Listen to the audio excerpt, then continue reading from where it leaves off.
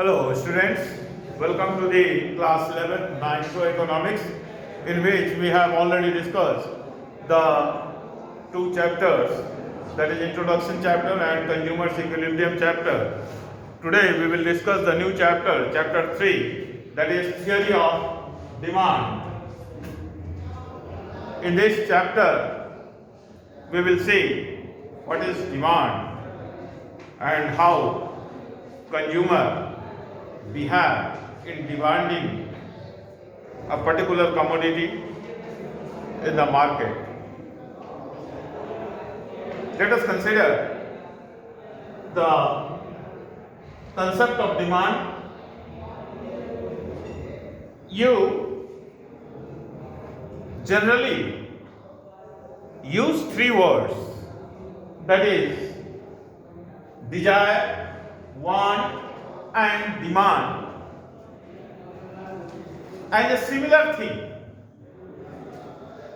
आप अक्सर डिजायर को भी वही समझ लेते हैं, वही मीनिंग समझ लेते हैं, वांट का भी वही मीनिंग समझ लेते हैं और डिमांड का भी वही मीनिंग समझ लेते हैं। डिमांड की जगह वांट बोल देते हैं, वांट की जगह डिजायर बोल देते हैं, है ना।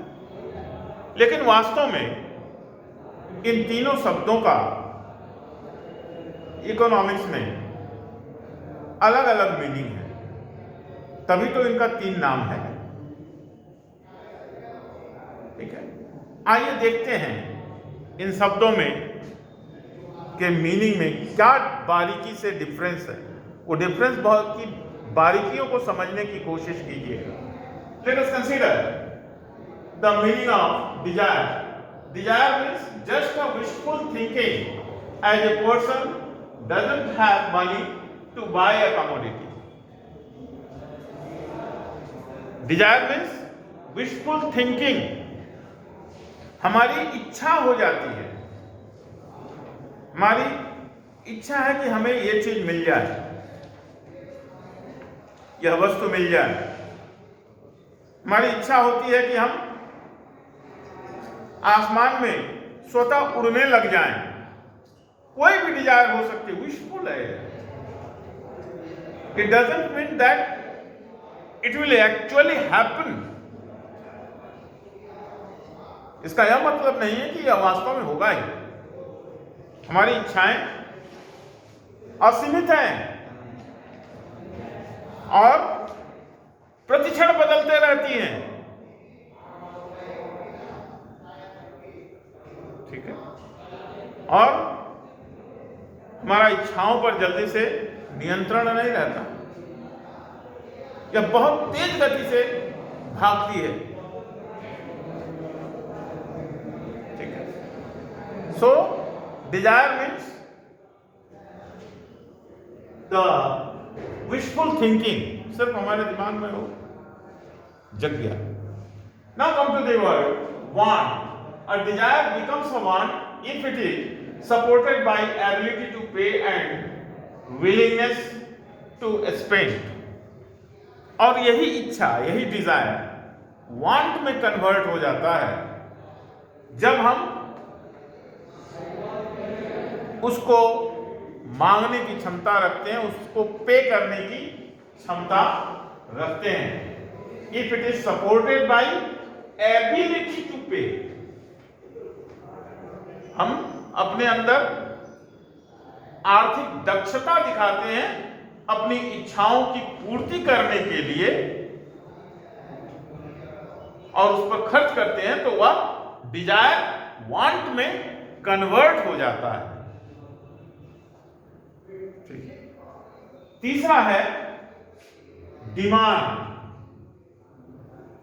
ठीक है, demand, want becomes demand when a person is willing to purchase the commodity. यही वांट डिमांड हो जाता है जब व्यक्ति उस वस्तु को परचेज करने के लिए मार्केट में एक निर्दिष्ट प्राइस पर एक निर्दिष्ट समय में कहता है, तो वही वांट डिमांड में कन्वर्ट हो जाता है। तो ये बारीकी समझ में आई। डिजायर क्या है? विशफुल थिंकिंग, दिमाग में यह बात उपजी, हमारी जन्म लिया, इच्छा जागी, और यह डिजायर वांट में कन्वर्ट कैसे हुआ?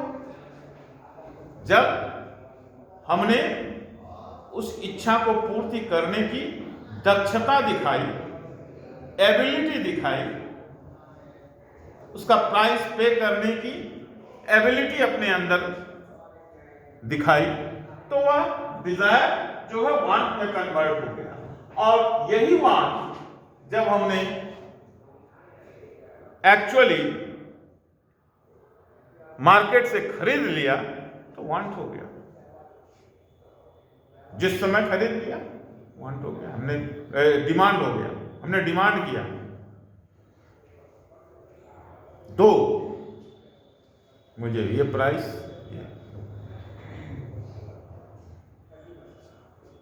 These are the basic differences between these two words. Now, come to the next concept, quantity demanded. What is quantity demanded? This is demand. And what is quantity demanded?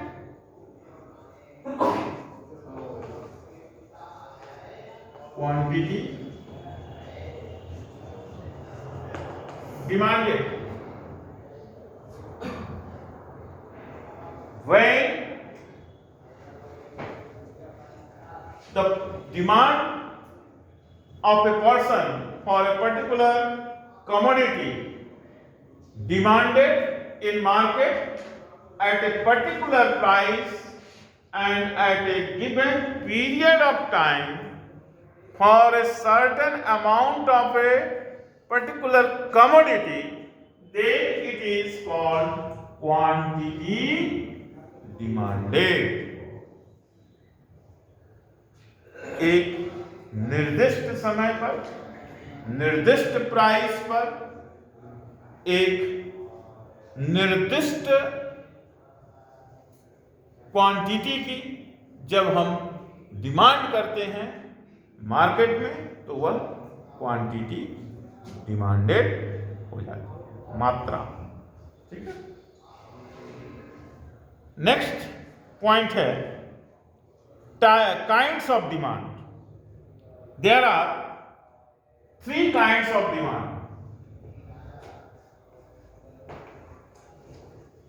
Kinds of demand. Number 1 price, number 2 income, price demand, income demand, and number 3 gross demand.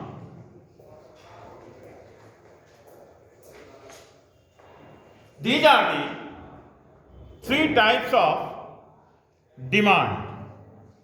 Let us consider what are these 3 kinds of demand. Number 1, price demand. What is price demand? When the demand of a particular commodity demanded from the market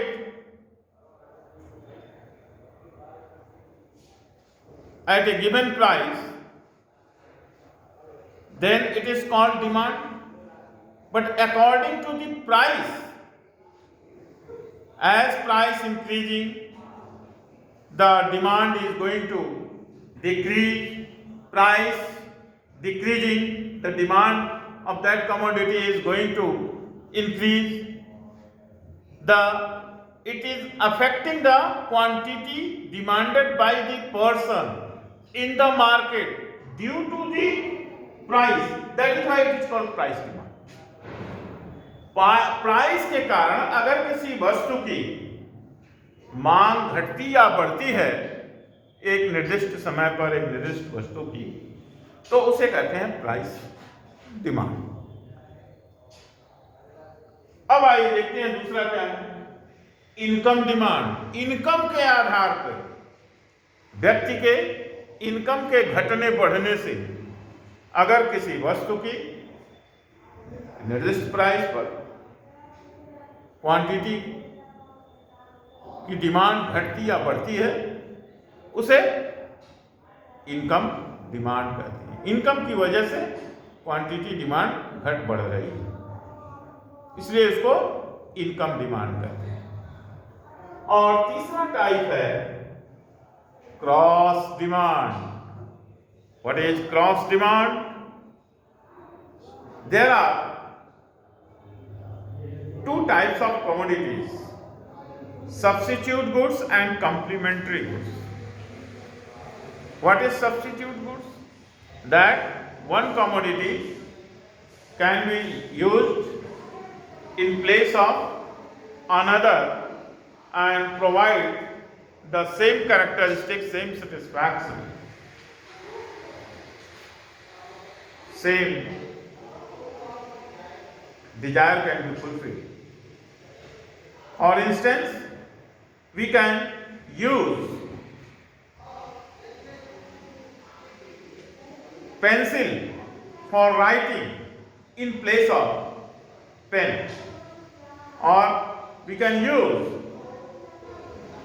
ink pen for writing in place of ball pen. These are the substitute goods. The same purpose can be solved by both the products, either ink pen or ball pen. We can mitigate our desire for eating sweets. We can use to mitigate our sweet desire by eating rasgulla or by eating molasses. The same character, same feature is provided by both the commodities. हमें मीठा खाने की इच्छा हो रही है, तो हम उस मिठास को खत्म करने के लिए, उस इच्छा को पूर्ण करने के लिए रसगुल्ला से भी खत्म कर सकते हैं, पूर्ण कर सकते हैं, या गुड़ खा के भी पूरा कर सकते हैं, है कि नहीं? मिठास ही तो, अभी मीठा खाने की इच्छा हो रही है, गुड़ भी मीठा होता है, रसगुल्ला भी मीठा होता है, या यूं कह लो रसगुल्ला की जगह गुलाब जामुन, ये परफेक्ट सब्स्टिट्यूट है। रसगुल्ला नहीं खा के गुलाब जामुन खा लिया, मीठा ही तो है, पर्पस हमारा सॉल्व हुआ कि नहीं? तो ये सब्स्टिट्यूट गुड्स कहलाते हैं। दूसरा है complementary goods. Complementary goods Hindi में कहते हैं पूरक वस्तु, एक के बिना दूसरा अधूरा होता है। जैसे इंक के बिना पेन, कार के बिना पेट्रोल, या पेट्रोल के बिना कार, अधूरा है। कार है तुम्हारे पास, उसमें पेट्रोल ही नहीं है, चलेगी? पेन रखे हो और उसमें इंक ही नहीं है, चलेगी? काम करेगा वो? फंक्शन करेगा? नहीं करेगा। तो एक दूसरे के पूरक हैं, दोनों का मौजूद होना जरूरी है। तो यहां पर क्रॉस डिमांड में इसका जिक्र क्यों आया कि एक के प्राइस घटने बढ़ने से दूसरे पर प्रभाव पड़ता है। रसगुल्ला का दाम बढ़ गया तो हम गुलाब जामुन खाना शुरू कर देंगे, उसकी डिमांड बढ़ जाएगी। चाय पत्ती की डिमांड प्राइस बढ़ गई तो हम कॉफी पीना शुरू कर देते हैं, चाय की डिमांड बढ़ने पर। कॉफी की प्राइस बढ़ गई तो हम चाय पीना शुरू कर देते हैं। सब्स्टिट्यूट गुड्स है ना? और कॉम्प्लीमेंट्री में पूरक है। पेट्रोल की दाम बढ़ने पर कार की डिमांड घट जाती है। महंगा हो गया पेट्रोल, कार खरीदना बंद करो, भाई मत चलाओ, डिमांड घट जाएगी। पेट्रोल की प्राइस घट जाने पर कार की डिमांड बढ़ जाएगी। एक दूसरे के पूरक हैं। So it is called cross demand because the demand of one commodity is affected by the price of another commodity. ठीक है? चाय की प्राइस बढ़ रही है और कॉफी की डिमांड बढ़ रही है। प्राइस किसकी बढ़ रही है? चाय की। डिमांड किसकी बढ़ रही है? कॉफी की। क्यों? कॉफी की प्राइस ज्यों की त्यों है। That is why it is called cross demand. So these are the 3 kinds of demand. Now come to the next point, that is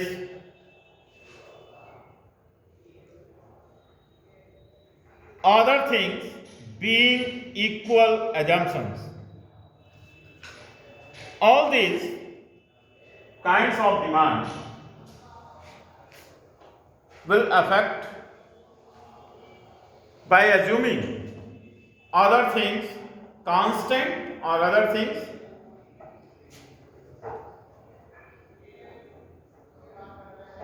equal, being equal, एक ही चीज है, इस एजम्पशन पर भी बेस्ड है। इस अदर थिंग्स में क्या क्या चीजें आती हैं? The quantity demanded of commodity X, price of commodity Y, price of related good, income of a person. These are the 5 assumptions which must be identical. There will be no change while we are going to consider the demand of a commodity. This is called other things or assumptions. In this way, we can explain, we have explained the concept of demand, kinds of demand. Next day, we will consider the new concept, that is law of demand. To understand the law of demand, you have to understand all these basic concepts very clearly. Otherwise, you will not understand the new concept, that is law of demand. Okay. Now, rest is well. Thank you.